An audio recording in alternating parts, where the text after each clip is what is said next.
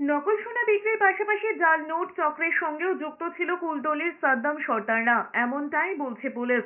কুলতলির পয়তারহাট গ্রামে বসেই দীর্ঘ 15 বছর ধরে নকল সোনার কারবার চালাচ্ছিল প্রতারক সাদ্দাম সর্দার, তার ভাই সাইদুল সহ গোটা পরিবার। পাশাপাশি পুলিশি তদন্তে উঠে আসছে জাল টাকার ব্যবসার আশঙ্কারও কথাও। কুলতলি কাণ্ডে আস্তে আস্তে পরতে পরতে খুলছে রহস্যের জাল। একা সাদ্দামের পরিবারই নয়, কুলতলির পয়তারহাট গ্রামে হয়ে উঠেছিল নকল সোনার কারবারিদের মুক্তাঞ্চল। পুলিশ সূত্রে খবর, ত্রিভুজ আকৃতি এই গ্যাংয়ের মাথায় ছিল দুজন, সাদ্দাম, তার ভাই সাইরুল ও তাদের এক পার্টনার অপর একজনকে সামনে রেখে প্রতারণার কারবার চালাতো। এরাই টোপ দিয়ে শিকার ধরতো। এদের নিচে ছিল আরো 3 জন, এর নিচেও আরো 15 থেকে 20 জন ছিল।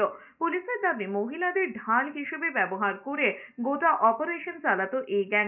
পয়তারহাট গ্রামে পুলিশি অভিযানের পর গোটা গ্যাংই পলাতক। জানা গিয়েছে, বিভিন্ন মূর্তিতে সোনার কোটিং দিয়ে সেটাকেই সোনা বলে চালানো হতো। চড়া দামে বিক্রি করা হতো ক্রেতাদের। বিভিন্নভাবে ক্রেতাদের টোপ দিয়ে পয়তারহাট গ্রামে আনা হতো। আর এই গোটা গ্রামটাই তো চোরা কারবারিদের ডেরা। একেবারে সর্বস্ব খুইয়ে বের হতে হতো।